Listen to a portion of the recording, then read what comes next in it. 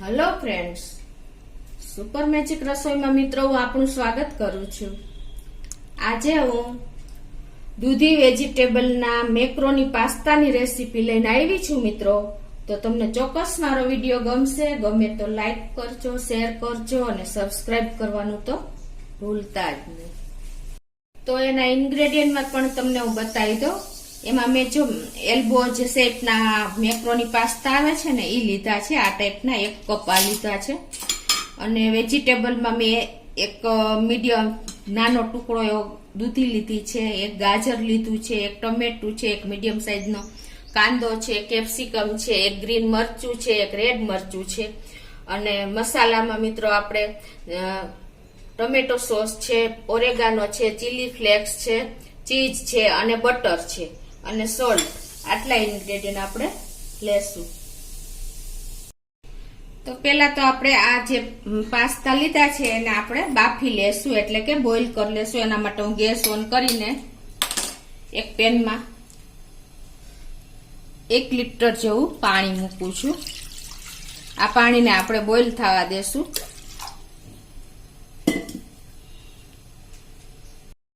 તો હવે જો આપણું પાણી પણ બોઇલ થઈ ગયું છે. હવે એમાં આપણે 1 ટીસ્પૂન જેવું સોલ્ટ નાખી દેશું, મીઠું નાખી દેશું.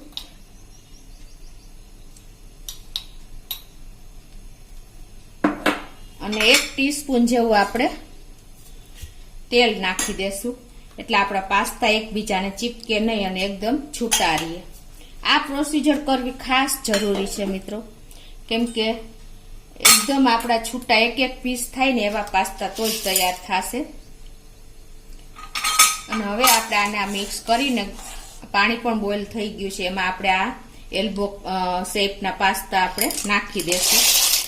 અને આને આપણે સેજ ટ્રાન્સપરન્ટ થાય ને ત્યાં સુધી જ આપણે એને બોઇલ કરવાના છે. વધારે બોઇલ કરશો ને તો પાસ્તા આપણા ફાટી જશે. તો હવે એને આપણે ખાવા દેશું. તો મિત્રો આપણા પાસ્તા બોઇલ થાય છે ત્યાં આપણે વેજીટેબલ પણ સમારી લઈએ. તો મિત્રો આપણે પાસ્તા તો ઘણી વાર બનાવ્યા હશે, પણ તમે દૂધીને એડ કરીને પાસ્તા ક્યારેય વેજીટેબલમાં નહીં નાખી હોય. અને જે બાળકો પાસ્તા ખાતા હશે, દૂધી નહીં ખાતા હોય ને એ પણ આ પાસ્તા ઓસે ખાશે. તો આ રીતે આપણે પેલા આ દૂધીની ને ગાજરની બધી છાલ ઉતારીને એને કટ કરી લેશું.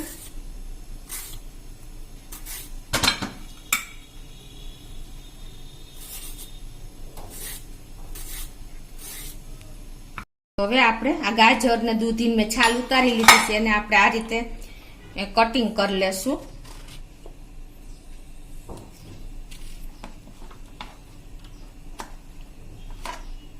આની આપણે પેસ્ટ કરવાની છે. હું ગાજર, દૂધી, ટમેટા અને મરચું લાલ,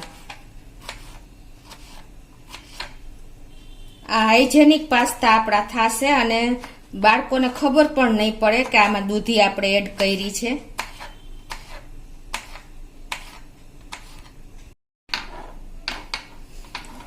એ રીતે હવે આપણે ગાજર પણ સમારી લેશું. તો આ રીતે જો આપણે દૂધી, ટમેટા અને ગાજર એ બધું આપણે સમારાઈ ગયું છે. હવે એને આપણે આ રીતે એક મિક્સર બાઉલમાં લઈ લેશું.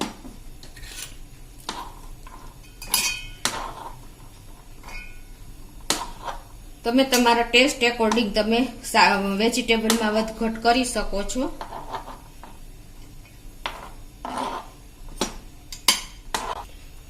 હવે આને આપણે પેસ્ટ એકદમ સરસ કરી લેશું. એમાં 1 સૂકું લાલ મરચું પણ નાખી દેશું.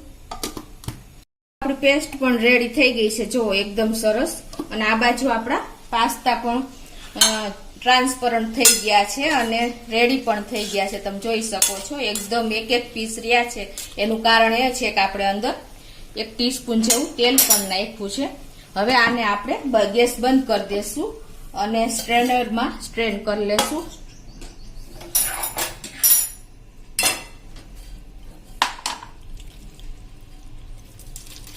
તમે જોઈ શકો છો મિત્રો, આપણા એક પીસ જોઈએ એટલા જ આપણે ટ્રાન્સપરન્ટ થયા ને ત્યાં સુધી જ રાખ્યા છે, એટલે એકદમ છૂટા પાસ્તા આપણા તૈયાર થયા છે. કોઈ જાતનું આપણે જરૂર નથી. અને જો તમને એવું લાગે કે વધારે બફાઈ ગયા છે તો તમે આઈસ વોટર એટલે કે ઠંડુ પાણી એમાં નાખીને છૂટા કરી શકો છો. હવે આને આપણે સાઈડ ઉપર રાખી દેશું. હવે આપણે આ કેપ્સિકમ, લીલું મરચું અને કાંદા એકદમ આપણે મીડિયમ સાઈઝના નાના પીસ કરીને સમારી લેશું આ રીતે.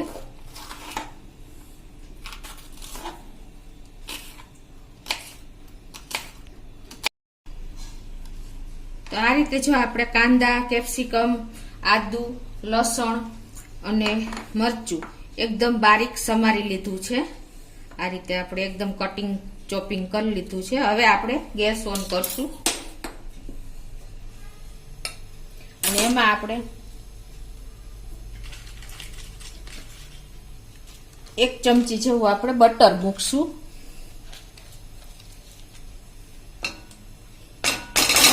અને એમાં આપણે 1 ટીસ્પૂન જેવું તેલ નાખશું.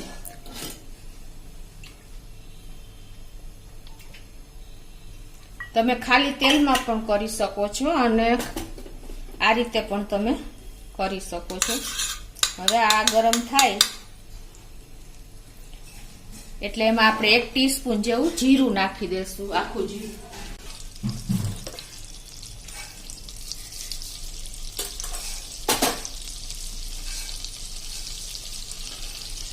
અને આપણે આ જ્યાં ચોપ કર્યું છે ને એ લસણ નાખી દેશું. એ પણ 1 ટીસ્પૂન જેવું છે.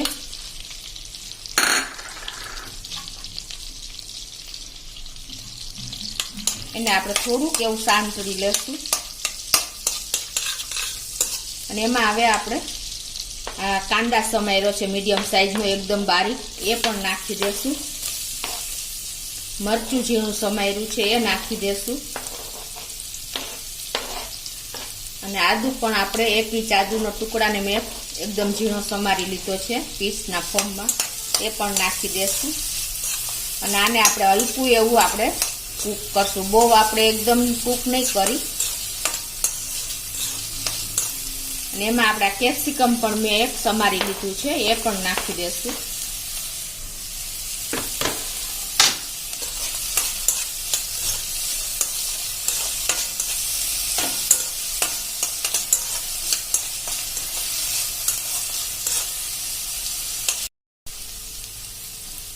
આજે આપણા વેજીટેબલ કુક થઈ ગયા છે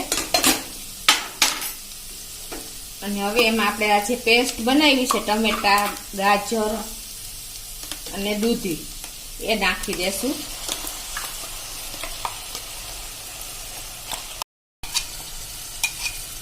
અને એને પણ આપણે એકદમ સરસ કુક કરી લેશું. અને હવે આમાં આપણે ટેસ્ટ એકોર્ડિંગ 1 ટીસ્પૂન જેવું આ શાકભાજીના ભાગનું આપણે મીઠું નાખશું. કેર કરીને નાખવાનું, કેમ કે આપણે પાસ્તામાં પણ બોઇલ કરવામાં મીઠું નાખ્યું છે, એટલે અત્યારે આપણે શાકભાજીનું જ મીઠું નાખશું. અને હવે આને આપણે સરખું એવું કૂક કરી લેશું.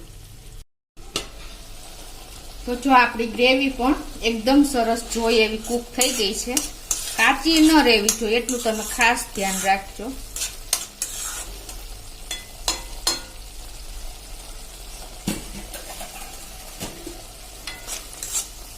હવે આમાં આપણે 2 ટેબલ સ્પૂન જેવો ટોમેટો સોસ નાખી દેશું.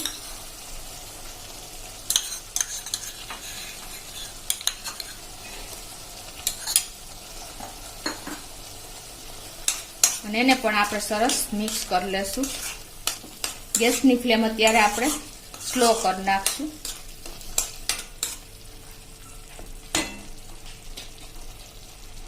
હવે આપણે આમાં જે પાસ્તા બોઇલ કર્યા છે ને એ એડ કરી દેશું.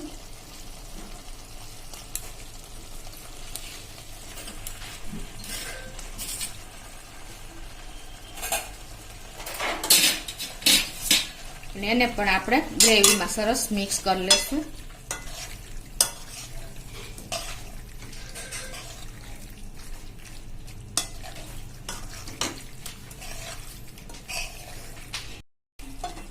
તો આપણા પાસ્તા જો ગ્રેવીથી એકદમ લથપથ થઈ ગયા છે. હવે આ સ્ટેજે આપણે એમાં 1 ટીસ્પૂન જેવો ઓરેગાનો નાખી દેશું અને 1 ટીસ્પૂન જેવું આપણે ચીલી ફ્લેક્સ નાખી દેશું. તમે તમારી તીખાશ પ્રમાણે વધઘટ કરી શકો છો. હવે આ બધું આપણે મિક્સ કરી લેશું.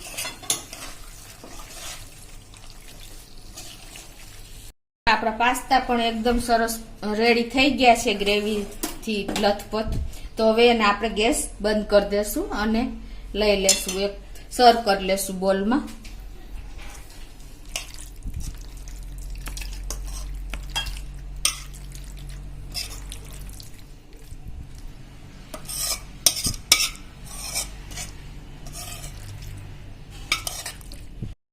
સર્વ કરી લીધા છે. હવે ઉપરથી આપણે ચીઝ સ્પ્રિંકલ કરશું, કેમ કે ચીઝ વગર તો પાસ્તા અધૂરા જ ગણાય છે. તો આ રીતે આપણે